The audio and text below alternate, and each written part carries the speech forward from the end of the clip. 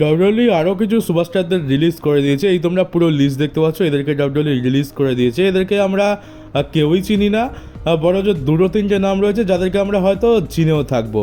তো তোমরা দেখতে পাচ্ছ এখানে লান্স অ্যানোয়াই রয়েছে, যেটা একটা বড় নাম। লান্স অ্যানোয়াই, যাকে আমরা ব্লাড লাইনের মেম্বার হিসাবে জানতাম, কারণ এ হচ্ছে রোমান রেন্সের ফ্যামিলির লোক। আর একে এনএক্সটি ব্র্যান্ডের ওপর রাখা হয়েছিল, কিন্তু কখন আমরা তাকে দেখতে পাইনি।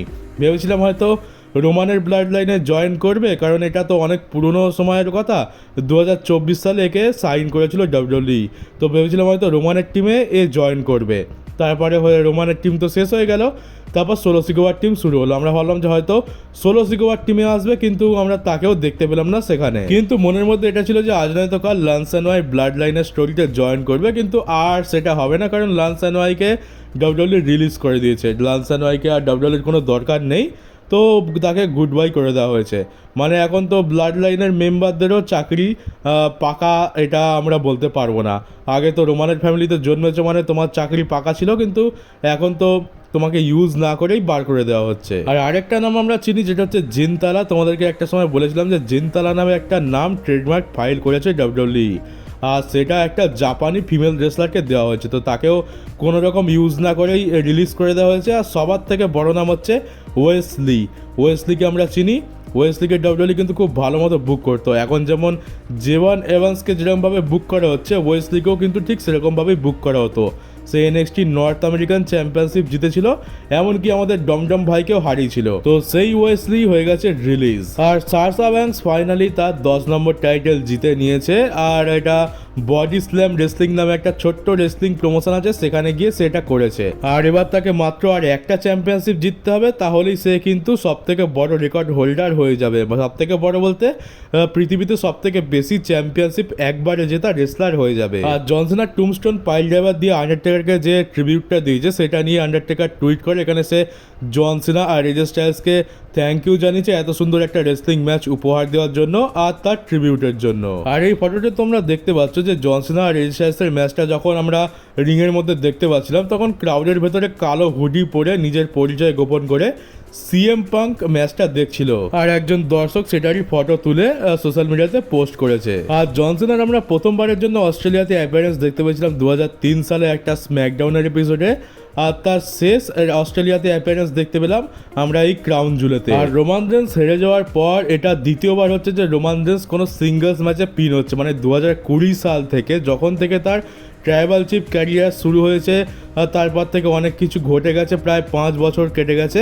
এই 5 বছরের মধ্যে মাত্র সিঙ্গলস ম্যাচে একজন পিন করেছিল কোডি রোডস, আর তারপরে পিন করলো ব্রনসন রিড। তো ব্রনসন রিডের জন্য এটা অনেক বড় একটা অ্যাচিভমেন্ট। এতদিন তো তার সব থেকে বড় অ্যাচিভমেন্ট এটাই ছিল যে সে রোমানের জুতো চুরি করেছে, আর এখন সে রোমানকে হারিয়ে দিয়েছে, এটা তার সব থেকে বড় অ্যাচিভমেন্ট। তো সে সত্যিকারেই ট্রাইবাল থিপ হয়ে গেছে, কারণ এই ম্যাচটাও তো সে চুরি করেই জিতে গেল।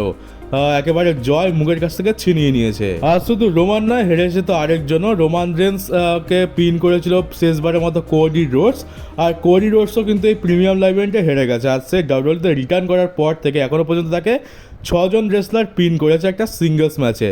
মানে সিঙ্গলস ম্যাচ নয়, ওভারঅল বলতে গেলে ট্যাগ টিম ম্যাচও রয়েছে এর মধ্যে। রোমান রেন্স, তারপর ড্রু ম্যাকিন্টায়ার, তারপর দ্য রক, সোলো সিকোবা, জন সিনা, আর তারপর সেথ রলিন্স। আর এদের মধ্যে কেবল একমাত্র দ্য রকই রয়েছে যে কিন্তু তাকে ক্লিনভাবে পিন করেছে। আর বাকি যে 5 জন রয়েছে তারা কোনো না কোনোভাবে কারো না কারো সাহায্য নিয়ে কোডিকে পিন করেছিল। আর এবার 2026 সালের এলিমিনেশন চেম্বার নিয়ে একটা নিউজ এসছে যে এবারে এলিমিনেশন চেম্বার আমরা দেখতে পাবো শিকাগো সাউথ থেকে, মানে সিএম পাঙ্কের হোম টাউন থেকে। আর কারমেলারও একটা নিউজ আছে, কারমেলা দ্বিতীয়বারের জন্য মা হলো। মানে কোডি গ্রেভস তো ভাই খুবই স্পিডে কাজ করছে। কিছুদিন আগেই 1 নম্বরটা দেখতে পেলাম, আজ আর এই কদিনের মধ্যে 2 নম্বর হয়ে গেল। মানে বোঝা যাচ্ছে যে এদের বাড়িতে খেয়ে দিয়ে কোনো কাজ নেই। আর তোমরা তো অনেকেই ভাবো যে ডব জিগলার এখন টিএনএতে রয়েছে, কিন্তু তার সত্ত্বেও কেন আমরা তাকে এনএক্সটি ব্র্যান্ডের উপর দেখতে পাই না? কোলাবোরেশন তো চলছে। তো ডব জিগলার নিজেই এটা বলে দেয় যে সে আর কোনোদিনও ডাব্লিউডব্লিউতে মানে আসবে না। সে টিএনের সাথে কথা বলেই নিয়েছে যে সে ডাব্লিউডব্লিউইর এনএক্সটিতে অ্যাপিয়ারেন্স করবে না, আর যদি কোনো কোলাবোরেশনের কোনো শো হয় তাহলে সে সেখানে থাকবে না। মানে সে ডাব্লিউডব্লিউইকে এতটাই বেশি হেট করে, ডাব্লিউডব্লিউই তার সাথে যে দুর্ব্যবহার করেছে সেটা সে কোনোদিনও ভুলতে পারবে না, এমনকি ডাব্লিউডব্লিউইকে ক্ষমাও করতে পারবে না। আর প্রায় 2-2.5 বছর পর আমরা অমাসকে ডাব্লিউডব্লিউইর কোনো শোতে দেখতে পেলাম।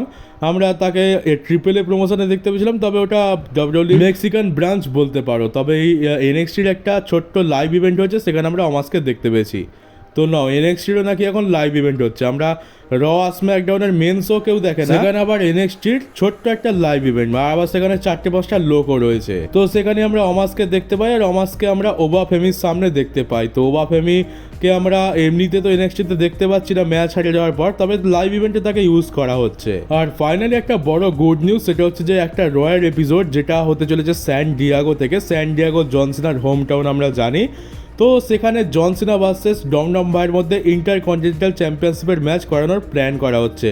এটা আমরা আশা করেছিলাম যে আমরা ওই যে দুটো রয়্যাল এপিসোডের জন্য তাকে অ্যাডভার্টাইজ করা আছে তার মধ্যে যে কোনো একটাতে দেখতে পাবো। আর এখন এটার তো প্ল্যানিংও চলছে। তো জন সিনার কাছে একটা অনেক বড় সুযোগ রয়েছে তার নিজের হোম টাউনে ডমডম ভাইকে হারিয়ে গ্র্যান্ড স্ল্যাম চ্যাম্পিয়ন হওয়ার। আর ডাব্লিউডব্লিউতে এখন থিম সঙ্গের কি বাজে হাল চলছে সে তো তোমরা সকলেই জানো। মানে থিম সংগুলো শুনে মনে হয় যেন AEWতে বানানো হয়েছে, এত বাজে থিম সং, শুধুমাত্র নয়েজ রয়েছে আর কিছুই নেই। তো ড্রু ম্যাকিন্টায়ার আর সেমাসের সাথে সাথে আরও বেশ কিছু সুপারস্টাররা রয়েছে যারা তাদের পুরনো থিম সং ফিরিয়ে দেওয়ার ডিমান্ড করছে। আমরা দেখতে পেলাম যে AJ স্টাইলস, শিনস্কে নাকামোরা দুজনকেই তার পুরনো থিম সং ফিরিয়ে দেওয়া হয়েছে। তো সেরকমই ডিমান্ড করেছে ড্রু ম্যাকিন্টায়ার আর সেমাস। তারাও বলছে যে আমাদের পুরনো থিম সং আমাদেরকে ফিরিয়ে দাও, এখন যেটা আছে ওটা ভালো লাগছে না। আর শুধু এরা নয়, আরও কিছু রেসলাররা রয়েছে মানে যাদের থিম সং ভালো ছিল এককালে। তো দেখা যাক আমরা এটা ফিরে আসতে দেখতে পাই কিনা, কারণ এখন সেমাসের থিম সং তো কী করে দিয়েছে আমরা কিছু মাথা মুন্ডু বুঝতেই পারি না, মানে এত বেকার করে দিয়েছে।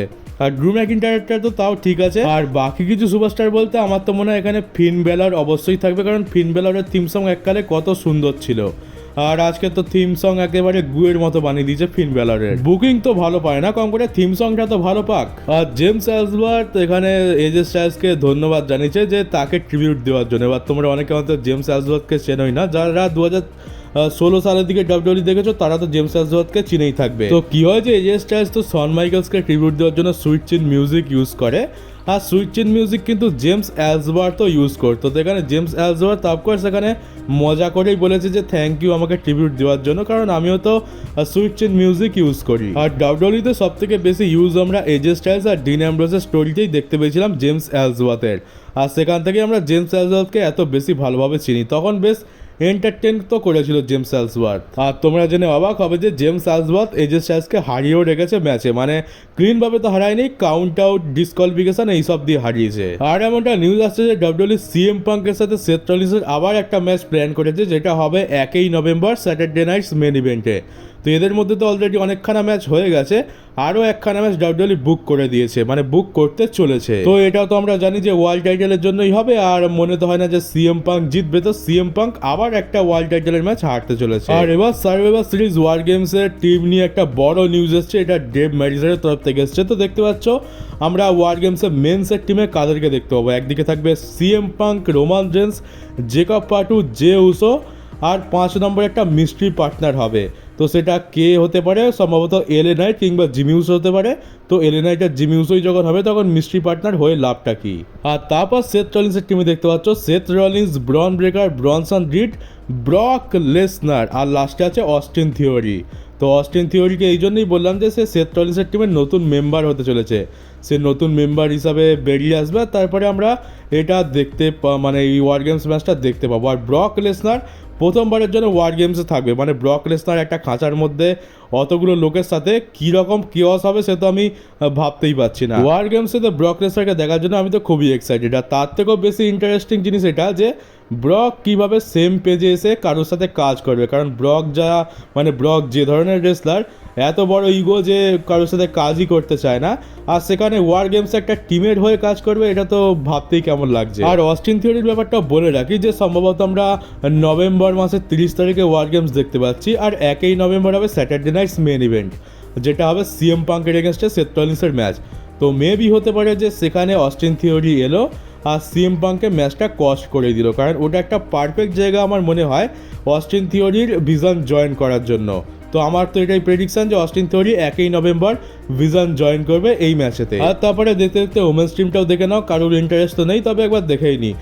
তো রয়েছে A J Lee, Rhea Ripley, Charlotte Flair, Alexa Bliss আর ইয়োস্কাই থাকবে একটা টিমে, মানে এটা হচ্ছে ফেস টিম। অপরদিকে থাকবে বেকি লিঞ্চ, আসকা, কাইরিসে, নায়া জ্যাক্স আর এনএক্সটি থেকে ল্যাস লেজেন্ড। তো এইটা হচ্ছে এদের টিম। তবে এটা নিয়ে তেমন কোনো ইন্টারেস্ট তো নেই। আর আগের বারে আমরা ওয়ার গেমসে মেয়েদের যা ম্যাচ দেখতে পেয়েছিলাম, মানে এত বেশি ব্যস্ত আমরা আর কোনো ম্যাচে দেখতে পাইনি। আবার নায়া জ্যাক্স এবারেও নাকি থাকবে। নায়া জ্যাক্স আগের বারে যা বজ করেছিল সে তো আমরা সকলেই জানি। আর শুধু নায়া জ্যাক্স নয়, বাকিরাও বহুত বজ করেছিল। তো এবারেও সেই একই কাজ মনে হতে চলেছে। দেখা যাক এবারে বজ করে নাকি একটা ভালো ম্যাচ দেয়। তো আপাতত এই হচ্ছে টোটাল টিম। এবার দেখা যাক যে আমরা দেখতে পাই কিনা এটা, মানে কতটা সত্যি কতটা মিথ্যে, সে তো আমরা 1 মাসের মধ্যেই দেখতে পেয়ে যাব। তো চলো গাইজ, এই ছিল আজকের আমার নিউজ ভিডিও। কেমন লাগলো কমেন্ট বক্সে অবশ্যই জানিও। নতুন হয়ে থাকলে চ্যানেলটাকে সাবস্ক্রাইব করে নোটিফিকেশন বেলটাকে অবশ্যই অন করে দাও। ভিডিওটাকে শেয়ার করতে একদমই ভুলো না। তো চলো এবার দেখা হবে ডাব্লিউডাব্লিউইর নতুন একটা নিউজ ভিডিওতে।